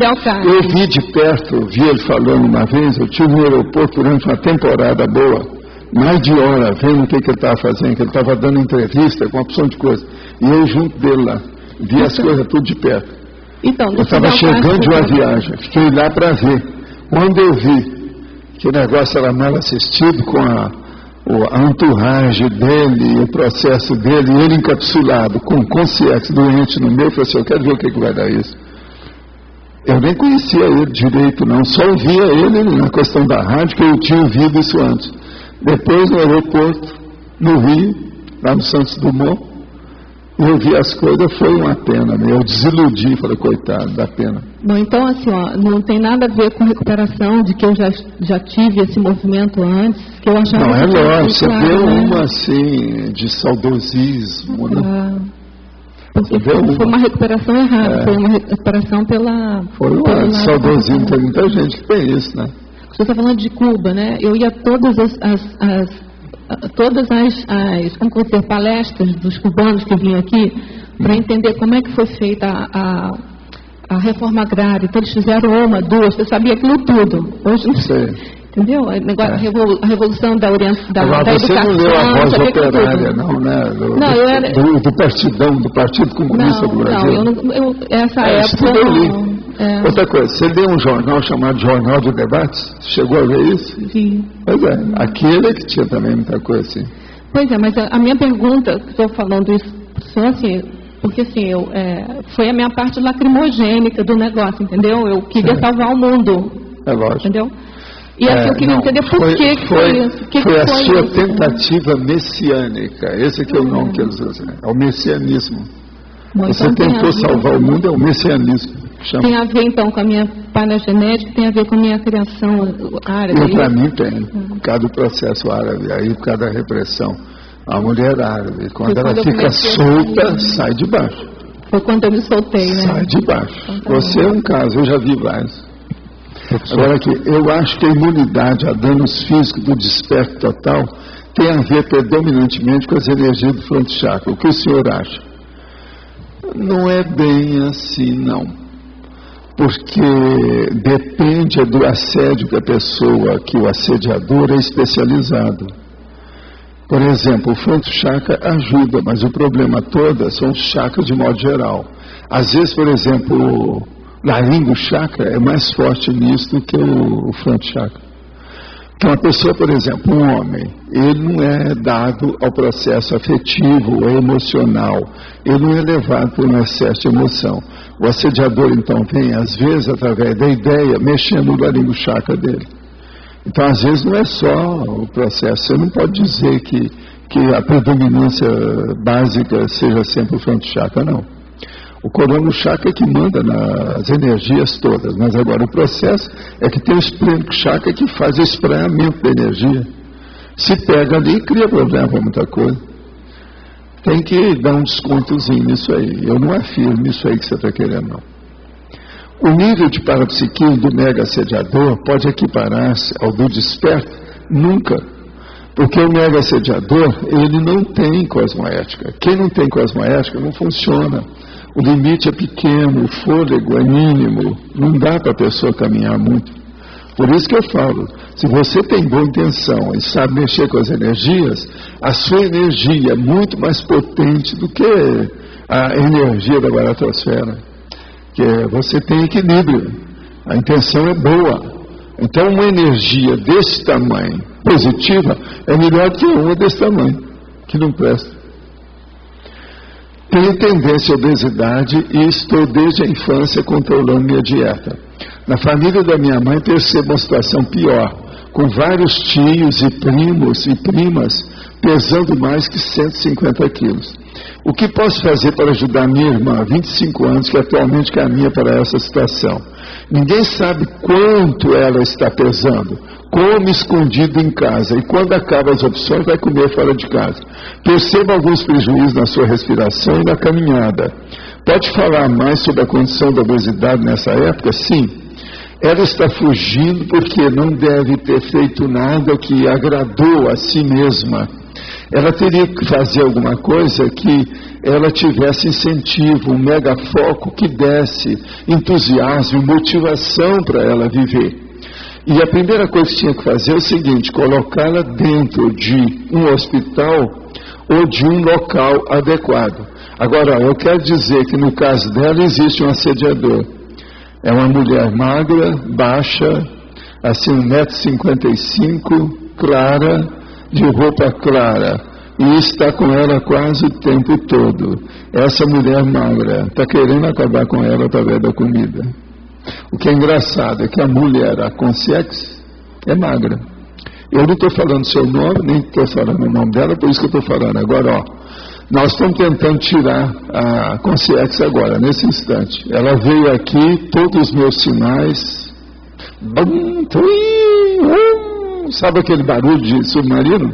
Aí, a hora que acontece isso é porque, eu coloco ela bem perto de mim. Com isso eu posso ver direitinho, a gente passa o pente fino. Então, o melhor seria interná-la para ela acabar com essa compulsão da dieta, né, da comida. E explicar para ela que ela vai ficar deformada igual aos outros. Pega e faz uma relação de todos os parentes seus e dela, que estão com mais de 100 quilos, e mostra. E diz para ela o seguinte: uma pessoa obesa morre mais cedo. Centenários são sempre magrelos. Então fala com ela para ela ser bici, ou seja, magrela, bicicleta. Nada de ser caminhão Mercedes-Benz com uns 500 toneladas, não é isso? É preferível ser bicicleta. Agora, eles já levaram a consciência. Isso aí vai ajudar. Vê se você age com ela de hoje para amanhã. Fala com ela enquanto ela está solta, porque essa aí pode ser uma, pode ser outras. A gente nunca sabe se tem outras, mas ela tem influência. Sua irmã é uma esponja. Explica isso para ela também, com calma. O que é transmissão gratificante? Já estão querendo que eu toque no assunto aqui. Tem relação com a gratidão? Você está querendo me ajudar, é isso? Isso é uma das nossas amigas que está perguntando. A transmissão gratificante, eu estou querendo escrever um verbete. Esse eu ainda não escrevi, ele está virgem, vocês podem me ajudar. É o processo de você ter tido alguma experiência na vida e você transmitir essa experiência para evitar que a pessoa, fazendo uma profilaxia, uma prevenção, que ela erre naquilo que você errou. Então, o resumo dessa história é a pedagogia ou parapedagogia. É você passar a sua experiência para o seu aluno, ou para quem ouve você. É o espectador, o ouvinte, o seu estudante, o seu aluno. Então, é muito importante isso aí. É isso aqui que eu tento fazer nas tertulias. Eu tento passar para as pessoas a situação mais gratificante que uma pessoa pode receber na vida, que é ela sentir bem na hora que ela explica uma coisa para a pessoa, que a pessoa vai mudar com aquilo, a vida dela vai ser melhor. Isso é uma bênção, isso é o máximo, isso é melhor do que manga madura, melhor do que ambrosia bem feita. Está entendendo? É uma gratificação, por isso que eu chamo, é a transmissão da cognição, da autocognição, do conhecimento, da experiência da pessoa, da vivência dela, que é gratificante. É isso que eu quero falar como transmissão gratificante. Agora, eu quero especificar isso com calma, dizer tudo, entende? É isso que eu pedi para ela fazer lá, a etimologia. Mas o que você quer falar sobre isso? Eu queria saber como funciona a questão do assédio quando a pessoa se propõe a fazer uma coisa mais séria, no foco assim, que desenvolva a questão assistencial, intelectual, porque eu estava pensando sobre uma questão minha, que quando eu comecei a fazer o curso de medicina, um mês depois o meu pai teve uma complicação durante um cateterismo e infartou. Inclusive ele teve 10 fibrilações ventriculares, foi reanimado, não morreu por pouco. Um mês antes de eu terminar o curso, ele morreu, né? Ele dessomou. Então, e ele foi a pessoa que mais segurou o curso, sempre me incentivou. Ele era médico, né? Foi o exemplo para mim. Eu queria entender como funciona essa questão do assédio quando a pessoa vai fazer uma coisa mais séria.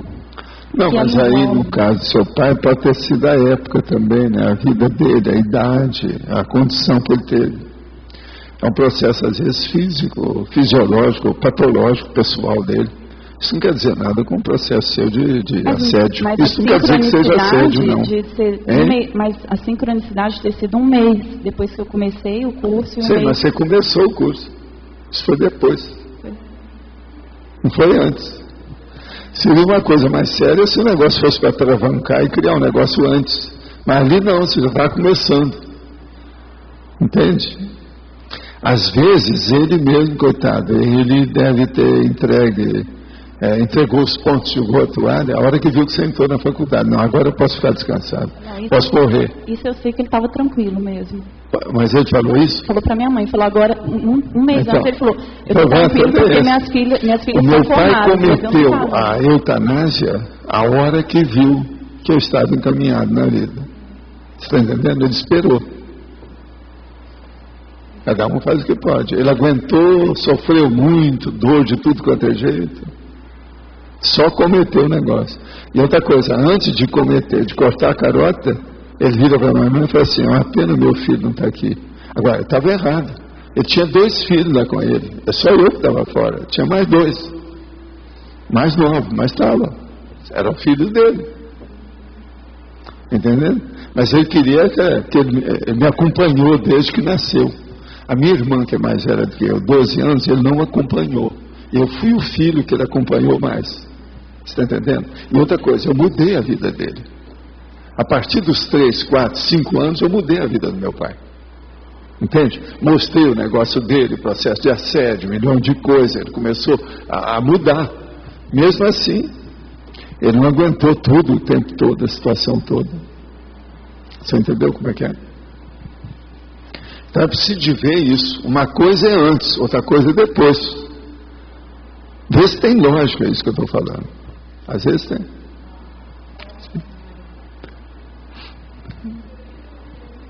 Cris, eu estou revendo o conscienciograma, a parte da bioenergética, e lá o professor coloca muito a questão do chakra esplênico junto com o chakra umbilical.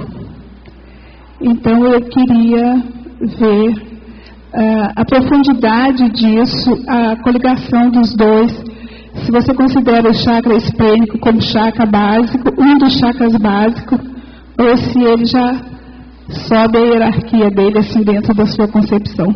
Não, eu acho que esses 7 chakras aí é que são os básicos mesmo. Ou tem sua razão nisso. A gente poderia acrescentar mais um, que é um processo que tem aqui, ó, o chakra nucal. Sim. Que esse aí também é sério. Mas o problema é todo que isso de ser secundário, terciário, isso aqui é bobagem. Porque cada caso depende da pessoa, o que acontece com ela. Agora, o que se passa com o umbilical? O chakra umbilical, para a maioria das pessoas, é onde tem bloqueio cronicificado. Por exemplo, a hora que a gente está trabalhando aqui, tem uma opção de gente que tem esse chakra tudo bloqueado lá embaixo, que a gente não toca nisso. Sim. Porque não adianta. Aquilo ali tem que fazer uma série de providências, tomar uma série de manifestações para aquilo melhorar. Dentre essas manifestações, às vezes é preciso a pessoa fazer uma dieta, é preciso ver como é que é a vida afetiva, sexual dela. Tem uma série de condições aí para ver. Na questão da mulher, tem uma opção de problemas aí, porque isso tudo envolve processos hormonais, etc. Tal. Tá. Tem uma pergunta lá que você fala sobre acoplamento através do esplênico chakra. Que tipo de acoplamento é esse? Não, os assediadores, uma boa parte, tudo é feito através disso por causa do sexo chakra. Isso é muito comum. A pessoa está presa ali. Não, você fala em assistência. Um assediador pegou aí uma consim que está assediada, quase sempre existe ali uma simbiose. Sim. Essa simbiose tem um simbionte, ou seja, tem um plug. Tem uma tomada que está sendo ligada. Qual que é a tomada? Uma boa parte do povo, tudo é cardio chakra. Por isso que as mulheres, qualquer coisa que mexe, você está entendendo? Isso é por aí que pega. Mas agora, quando há um processo de sexo, de afetividade mais séria, tudo isso, o negócio é lá embaixo. Agora, a gente fala umbilical chakra, mas a base, às vezes, de tudo isso é sexo chakra. E o esplênico chakra nessa situação? O esplênico chakra que espalha tudo. A hora que ele quer espalhar, não espalha para cima, aquele negócio fica tudo embaixo. Fica na parte animal. Sim. Entende? O ele não deixa ali subir. Então ele funciona tipo uma válvula. Não é válvula. Ele está, de qualquer maneira, ali está tudo vamos dizer, bloqueado. Por isso que eu falo, se você pegar aí, lá na rua, e olhar um por um das pessoas, eu garanto, mais da metade do povo que você encontrar na rua tem umbigo chakra bloqueado. Concordo. Isso é igual que está por aí. Obrigada. Então isso tudo precisa de fazer uma reeducação para fazer o levantamento dessa realidade, para o povo ficar sabendo o que se passa, né? E isso melhorar. O local de bloqueio da pessoa pode ir mudando? Antes eu sentia mais bloqueio. De acordo com o assediador. Aquilo que eu estava falando depende dele. Tem gente que tem mais facilidade para mexer nisso ou naquilo. Aquilo que eu estava respondendo aqui para o nosso amigo que está falando sobre front chakra. Mas eu estou sentindo no meu caso que está descendo. Antes me pegava aqui, agora depois me pegava na garganta, depois me pegava no estômago. Não, aí é assim uma sensação que está descendo. É preciso de ver onde é o motor. Onde é que está a usina? O que é que está funcionando mais? Qual é o chakra? Esse aqui é. Não, mas... Então, por exemplo, uma boa parte do mulherio é cardio chakra, por causa da emoção. Não, mas queria saber assim, locos menores.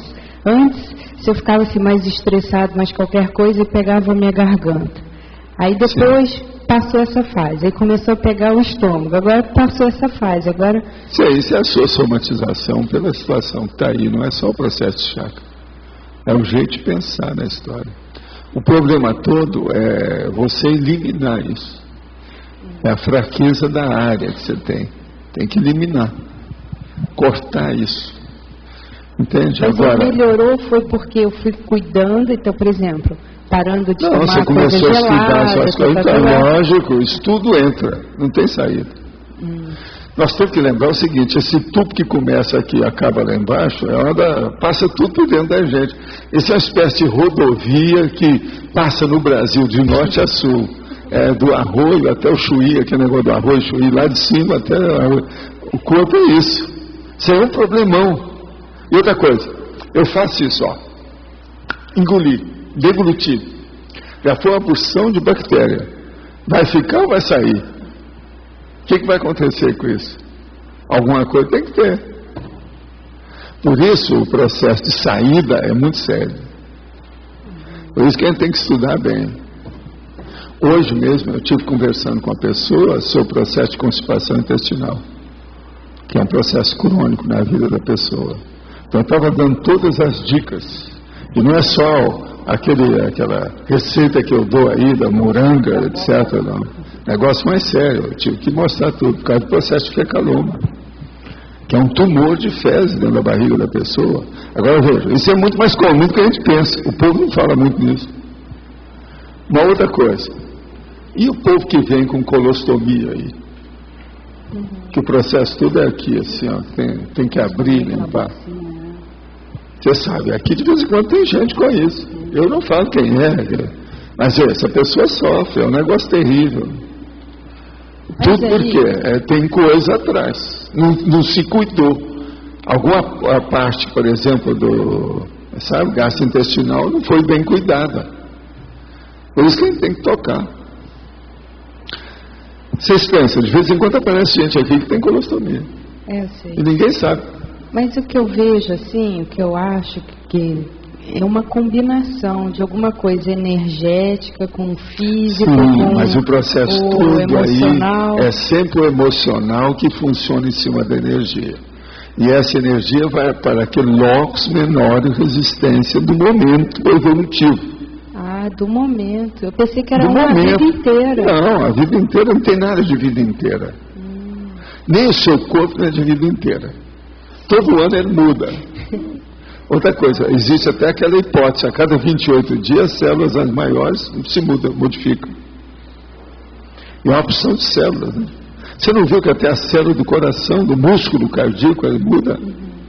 Hoje eles já estão admitindo isso. É o que eu falava que tinha, porque eu vi acontecer comigo. Hoje eles já comprovaram, o negócio existe. Então tudo renova. Você não é aquela Kátia que a gente conheceu quando você veio para cá. Essa aí é outra. Eu não sou aquele Valdo que o João conheceu. Esse aqui é outro. Agora veja, se nós estamos renovando as células, se nós não renovarmos um pouco as ideias, nós estamos comendo poeira, né? É que eu achava que esse... Estão pisando na bola, pisando na jaca. Tem uma opção de coisa nesse sentido. Perdendo, né? É que eu achava que o locus menores tivesse a ver com a questão, aquilo que você fala, a linha genética da família de doença. Pois é, aí que entra sério isso aí. Sempre é bom ver o processo da linha genética e a predisposição da pessoa. Sempre é bom. Isso também influi. Agora, Kátia, examina bem o processo parapsíquico e o domínio da energia. Se você começar a dominar a energia, você mata mosquito com bomba atômica.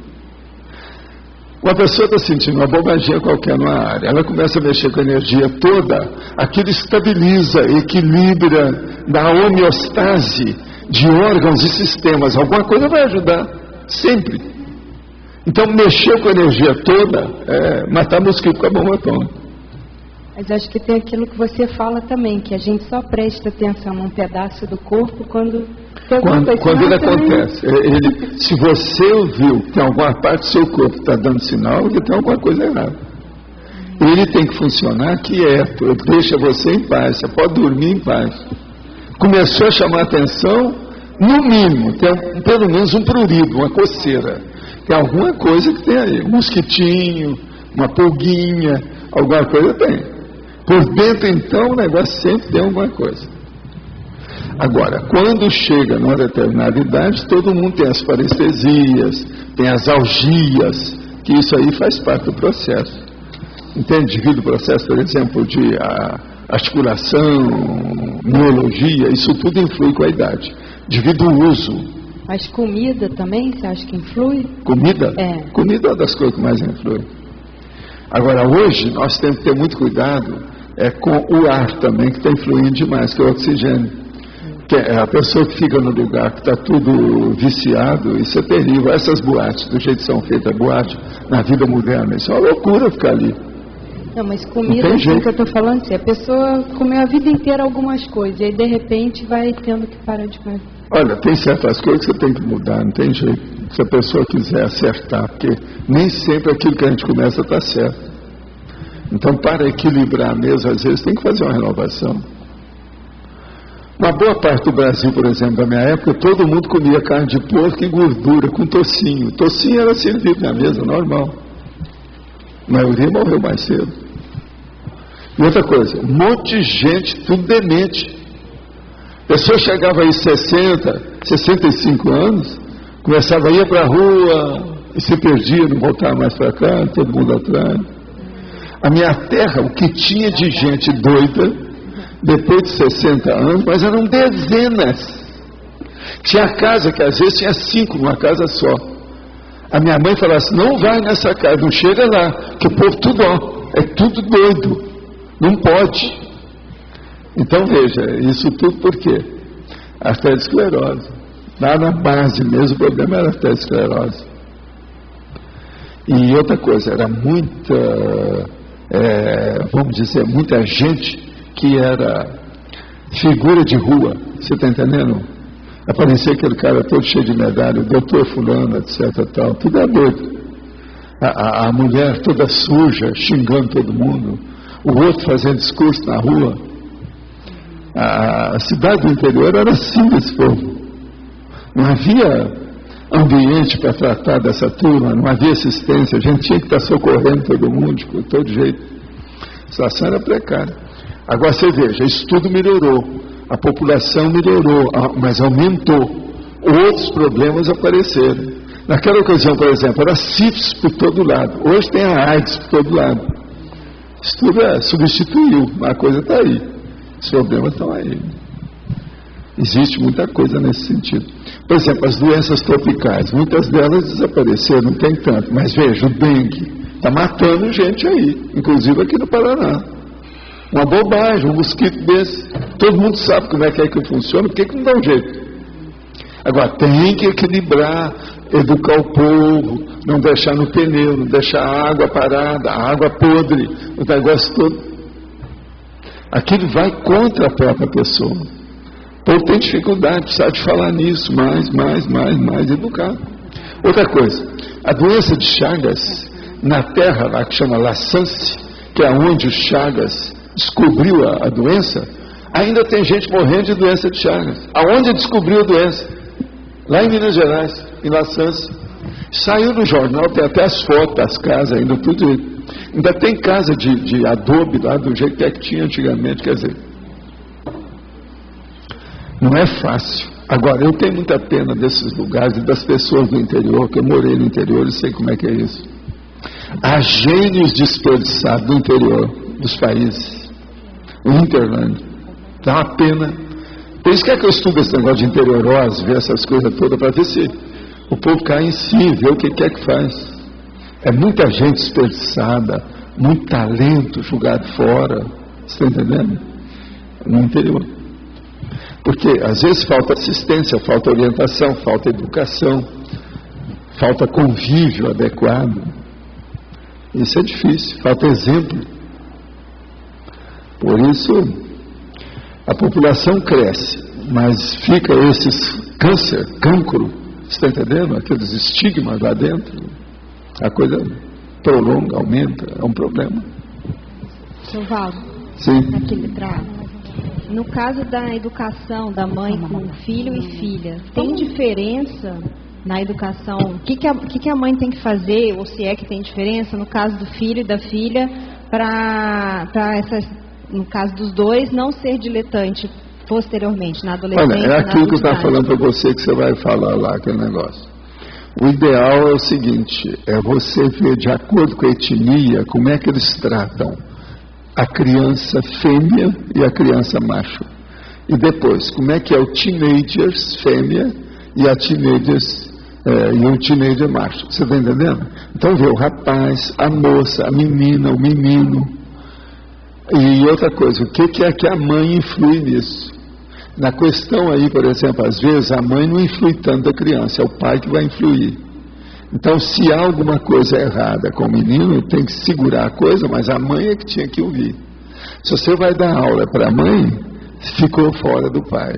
Então, teria que explicar para a mãe, ó, isso aí diz respeito ao seu maridinho. Explicar tudo. Que às vezes você está falando, mas fora do teclado. Você está entendendo? O fone não é esse, tem que ser outro. O www é outro, né? Que a mulher não é para ela, é para o maridinho que está em casa. Então tem que estudar isso tudo. E no caso de higiene, o que você acha mais sério, assim, para a mãe chamar? Higiene é ver se, primeira coisa, se os meninos e as meninas tomam banho. Porque é muito pano, às vezes, que está tampando, você nunca sabe como é que é. Então, o processo de banho divide o problema. Você tem que falar na condição tropical do Brasil. Por exemplo, Foz do Iguaçu é um local quente. Aqui é mais calor do que frio, muito embora tenha as 4 estações, às vezes um pouquinho acertadinhas, mais do que, por exemplo, no Rio. Mas mesmo assim, e outra coisa boa que tem em Foz, você pode falar também, que à noite a tendência aqui o ano inteiro é esfriar. Na cidade, no centro da cidade, é mais difícil acontecer isso. Na periferia e na zona rural, tudo esfria. A área toda aqui esfria à noite. A diferença, às vezes, é de muitos graus, em relação à tarde, por exemplo. De madrugada é uma coisa, de tarde é outra. Às vezes a diferença é de mais de 20 graus, no mesmo dia. Agora, o que se passa? Isso não é tão negativo, isso é bom, porque aumenta a imunidade da pessoa, ela está acostumada com as alterações de temperatura, com isso então ela aguenta também as alterações de estações. Por exemplo, para nós aguentarmos o que eles colocam de agrotóxico aqui, durante agora, esse negócio de queimada, do jeito que está começando a acontecer, que já tem fumacinha, aquele negócio todo, isso aí é porque a pessoa resiste, que a imunidade é maior aqui dessa turma. Quem vem para cá aumenta a imunidade. Devido a isso, essas alterações de temperatura. Gente, se vocês colocarem e seguir o negócio 24 horas, vocês veem. As diferenças não são fáceis. Outra coisa, do centro da cidade até aqui no CAE, onde eu estou, às 6 horas da tarde, pega o carro e veja. Você sai de lá para cá, baixam 5 graus conforme o dia, às 6 horas da tarde. Isso não é fácil. Agora veja, quando há uma diferença de 1 ou 2 graus, eles acham que na parte urbana já é o máximo. Foz não. A diferença é de 5, 6 graus no mesmo dia. Por isso a natureza aqui, isso é ótimo. Por quê? Primeira coisa, para as pessoas evoluírem, elas precisam de fazer movimento. Se elas não se movimentam, se não têm atividade física, elas vão morrer mais cedo. Agora, o que se passa? Se a pessoa está num lugar que tudo é harmônico, que ela se acostuma, que mais ou menos a estação é mais ou menos a mesma, ela fica daquele jeito e vira uma poia. Você está entendendo? Aí ela vai morrer mais cedo, porque tudo vai parar. Agora aqui não. O próprio ambiente já ajuda a pessoa com a energia. Um monte de coisas, mudança de temperatura, o processo que tem o verde o ano inteiro, isso aí chateia. Você veja bem, essa 7 décadas que nós temos, ela dá flor o ano todo no CAEC. E outras coisas, às vezes são aquelas torceiras enormes de flor. Em cima, uma trepadeira. É impressionante você pensar numa coisa dessa. Então veja, a natureza aqui, ela é luxuriante, e ela é poderosa, ela é forte. É a natureza de macho. A natureza aqui não é fêmea, ela é de macho. Tudo é mais, só que eu sei aqui, é só a Amazônia que é mais forte que aqui. Mas isso é por quê? Devido o Parque Nacional do Iguaçu. Estimular também esse contato com a natureza também é importante, né? É o que a gente faz, olha, eu mesmo estimulo e dou exemplo. Minha casa, ela está afogada no meio do verde. Tem tudo lá dentro. O processo todo é esse. E dá certo. Agora, eu tenho que saber, né? Por isso que eu uso o negócio do branquinho para saber se tem algum inseto dentro de casa, como é que é. Porque ali entra tudo. Todos os meus amigos entram. Desde as bactérias, os insetos, os passarinhos, etc. tal. Olha, raro é o mês aqui que a gente não pega um passarinho na mão. Ou por isso ou por aquilo. Quase sempre tem. É o filhote que caiu do ninho, é o outro que bateu na janela, o outro que bateu na parede, o outro que não sei o quê, o outro que passou e quase que bate na gente, você segura. Tudo isso tem. Esse ano eu já segurei uns 3 até agora e soltei. Todos viveram. Vocês sabem que quando um passarinho bate no lugar e machuca, a maioria dos, vamos dizer aí, da veterinário, acha que não deve cuidar do passarinho quando faz isso, que a maioria morre. Eles, em parte, têm razão, a maioria morre mesmo, mas tem muitos que sobrevivem. Se você dá comida, jogar energia nele, ele sobrevive. Uma boa parte daqueles que nós pegamos aqui, eles sobrevivem. Não morre assim, não. Isso depende do que é. Agora, esse é o processo da natureza que a gente tem que ter contato.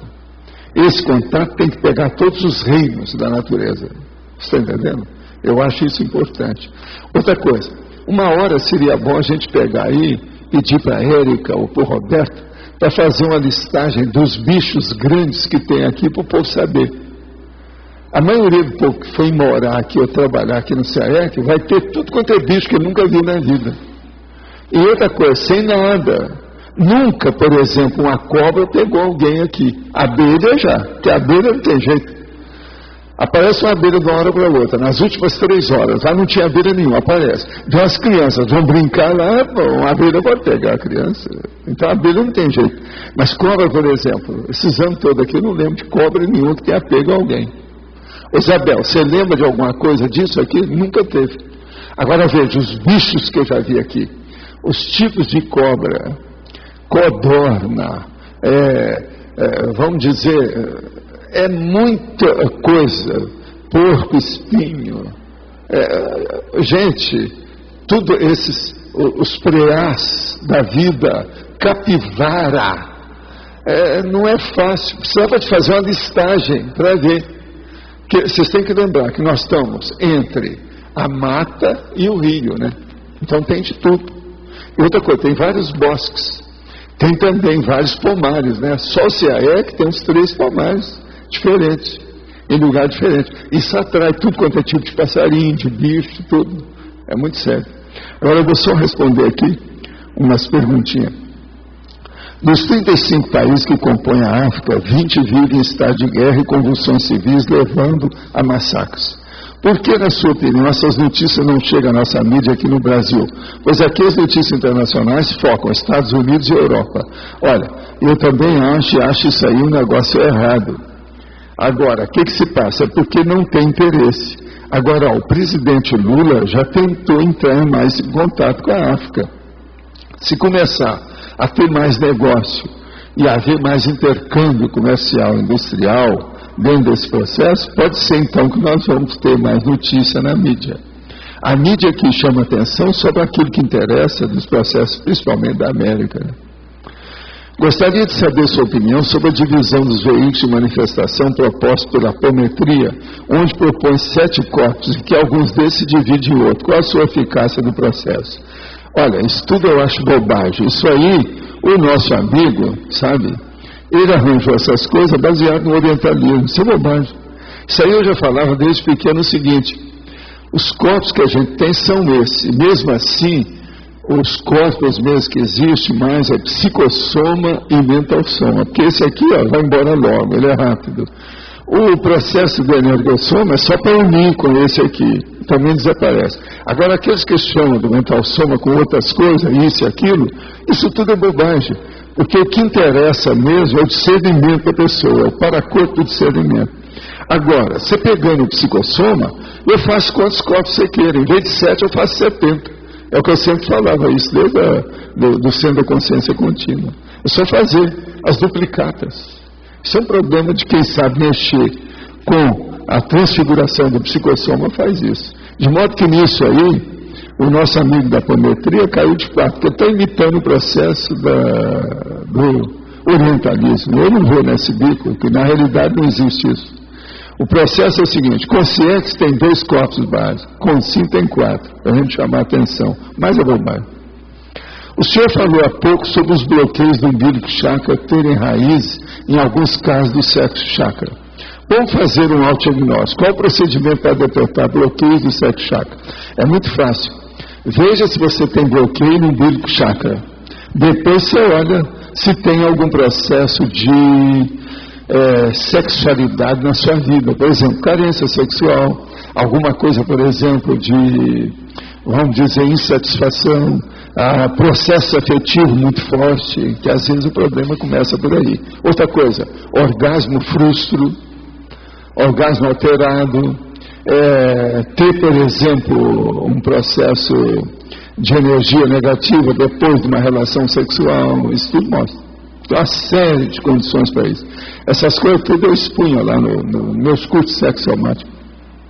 Pode uma consciência, mesmo no interior, não comprometer sua proex? Perfeito. Gente, é um monte de gente que veio com proex para desenvolver e chegar ao complexo no interior. Não é? Vocês pensam então que tem só gente para fazer programação existencial nas capitais? Não, no interior também. Pode falar. Pronto. Vou fazer umas perguntas aqui rapidinho, mas eu cheguei super atrasado. Se eu repetir alguma coisa aí, você está perdoado com antecedência para o ano 3. Não, você não ouviu as perguntas ainda, foi tudo repetido. Dentro da hominologia, lá em perfilologia, você pôs um dos itens é Homo sapiens polímata. Aí esse polímata está no meio de um monte de exemplos negativos aqui, né? Que tem mais a ver com o tema que é nosográfico. E está lá no fim, né? Está lá no fim. É por causa de crescendo, para dar uma saída? Você te vira, né? Veja aí o que você faz. Né? Então, mas esse caso... te vira. Não, mas eu quero te perguntar, esse caso aí é porque o cara polímata pode ser dispersivo ou é o caso positivo? O polímata, ele precisa de ensinar para os outros a deixar de ser diletantismo. Por exemplo, você. Você tem que explicar para o outro que é diletante. Você é o polímata, para mim. Tá certo? Valeu. Tá, outra coisa aqui. Na interdisciplinologia, alguém deve ter falado já um erro de... Ele até parece que gostou, né? Falou, valeu. Gostei mesmo. Claro. Mas tem um erro ortográfico aqui, alguém já deve ter visto, né? Tá? Na interdisciplinologia. Sim, a autoenganologia. Houve um autoengano aí. E outra coisa que eu queria dizer é o seguinte... Tem uns casos aqui, você botou alguns casos, alguns exemplos de coloquiologia na fatologia, né? Tipo empurrar com a barriga, essas coisas, brincar de viver, né? A vida como passatempo. Só tem uns outros aqui que eu andei vendo aqui. Vou dizer aqui, se você quiser aproveitar algum aí. Não, isso é com a nossa. Então passa depois aí para ela. Nossa chefe. Tem uns bons aqui. Você passa para ela aí o papel. Então depois nós vamos aproveitar. A gente procura aproveitar até o berro do boi. Tudo que tem. Fazemos força, né, nesse sentido. Tá certo? Me conta, ainda tem mais alguma coisa aí? O que você queria?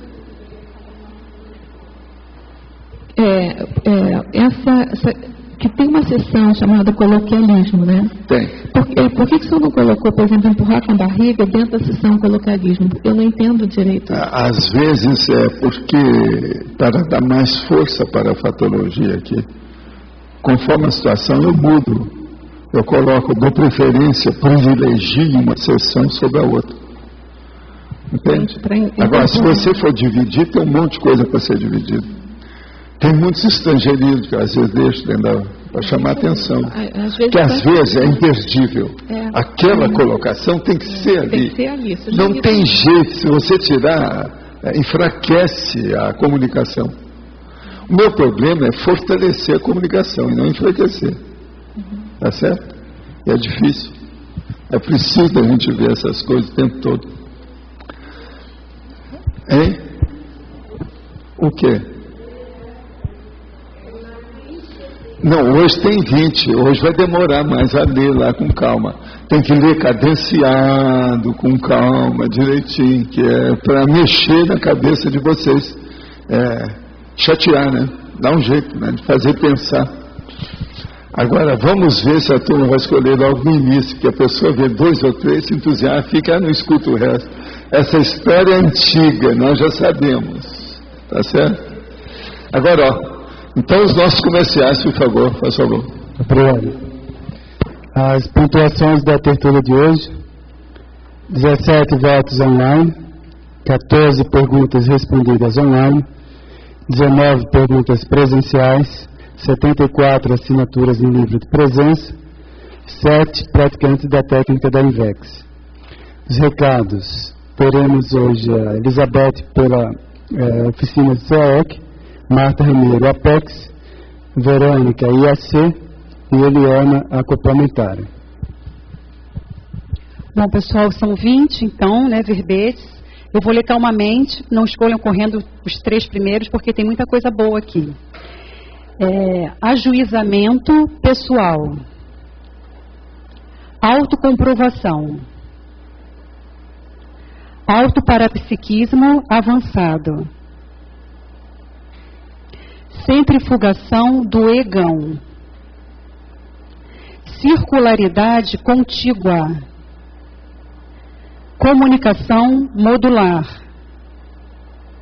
Consim organizadora. Constrangimento cosmoético. Cosmopensenização. Fato orientador. Linha de abertura. Macroconsciencialidade. Mega-tarefa final. Palco existencial. Parasitismo. Personalidade complexa. Pertinência evolutiva. Polaridade extrema. Público-alvo conscienciológico. Realização humana. Boa tarde. Nós estamos reiterando o convite feito pelo professor a todos os tertulianos e teletertulianos interessados em exercitar o Ventosoma a participarem da oficina do Holocico que ocorrerá neste final de semana. No dia 18, sábado pela manhã, oficina de remissiologia. No dia 19, domingo, oficina de associação de ideias. No dia 20, segunda-feira, oficina de etimologística. Todas as oficinas serão realizadas, como nós já falamos, pela parte da manhã, das 8h30 às 11h30, no laboratório do Cosmograma. E parte das tarefas acontecerão no Holocico e Holoteca. Os interessados podem realizar sua inscrição e recepção na recepção do CAEC. Lá terá todas as informações de valores. Obrigada. Boa tarde a todos. A Apex volta a renovar o convite para que todos possam aprofundar os conhecimentos, os estudos sobre a programação existencial. Para isso, nós vamos ter o curso Proexologia, que vai ser realizado no mês de maio. São 2 finais de semana sucessivos, que são nos dias 16, 17, 23 e 24 de maio. As inscrições e também as informações podem ser obtidas na Secretaria do CIAEC. Telefone 3525-2652. Até logo. Obrigada. Boa tarde a todos. A IAC queria convidar uma vez mais a vocês a colaborar com a campanha Pro Hospedarium, para a construção da hospedagem dos pesquisadores no campus da IAC em Portugal. A doação, no caso, é de R$120 por pessoa ou mais, se a pessoa gostaria de colaborar com mais. Essa campanha, ela está sendo feita aos modos da campanha que foi feita para o Laboratório de Cosmoconsciência. Então, quando a pessoa colabora, ela tem a opção de participar para um sorteio de uma passagem aérea, cursos de campo no campus da IAC e algumas outras coisas como laboratórios e outros prêmios. Essa campanha tem sido muito boa para a IAC. Da última vez que a gente fez, ela permitiu materializar um laboratório que está sendo de muita ajuda, e desta vez será possível, com a colaboração de vocês, poder ter uma hospedagem para fazer a imersão completa no campus da IAC. O valor total que a gente está precisando para essa construção é de 180 mil euros. Já temos alguma parte disso daí, mas ainda estamos precisando aumentar essa quantidade para começar a construção, e nós temos expectativa de que para final do ano o Hospedarium já esteja à sua disposição. Nós tivemos uma pessoa de São Paulo que participou da outra vez e ganhou. Ela passou 15 dias no campus da IAC, ela teve experiências muito boas, então é uma forma também de você poder agilizar a sua viagem internacional, caso você tenha interesse. E a outra coisa é que até dia 30 de abril ainda estamos recebendo as inscrições para a imersão consciencial no Japão. A viagem está confirmada, é uma oportunidade muito boa. Sabemos de muita gente que ainda está com a dúvida ou então pensando um pouquinho, só que queríamos avisar que os trâmites de visto tomam mais ou menos 15 dias. Então, para não deixar muito tempo passar, tá bom? Boa tarde a todos. A gente está aqui para convidar vocês para participar do Acoplamentário. Ele vai acontecer semana que vem, 24, 25 e 26 de abril. Lembrando aos senhores tertulianos e teletertulianos que tem desconto para todos, inclusive o pessoal que mora em outras cidades, os teletertulianos. É bom se informar, porque a gente tem aqui na recepção do CIAEC valores excelentes. Você vai pagar aí 3 vezes de R$110. Abaixou praticamente R$150 para você realmente poder fazer o seu acoplamentário e experimentar todas as vivências bioenergéticas e o acoplamento que o evento oferece. Os epicons que estarão trabalhando com a gente e intermediando o nosso debate serão o professor Alexander Steiner e o professor Nário Takimoto. Eles estarão ajudando a gente a trabalhar, a discutir, a entender e a exercitar os trabalhos bioenergéticos, ou seja, o estado vibracional, que é o tema desse acoplamentário. E também para os tertulianos e todos os voluntários da CCCI, a gente também está com um excelente desconto. Então ele não é pequeno, não é baixo, não é apenas para o pessoal aqui do CIAEC, dos voluntários do CIAEC. Vale a pena se informar na recepção do CIAEC, porque está praticamente pela metade do preço. Então se informem e aproveitem a oportunidade de participar desse evento, principalmente aquelas pessoas que ainda não experimentaram esse laboratório, ok? Obrigada. O pessoal ganhou então autoparapsiquismo avançado com 10 votos. Boa tarde a todos e até amanhã.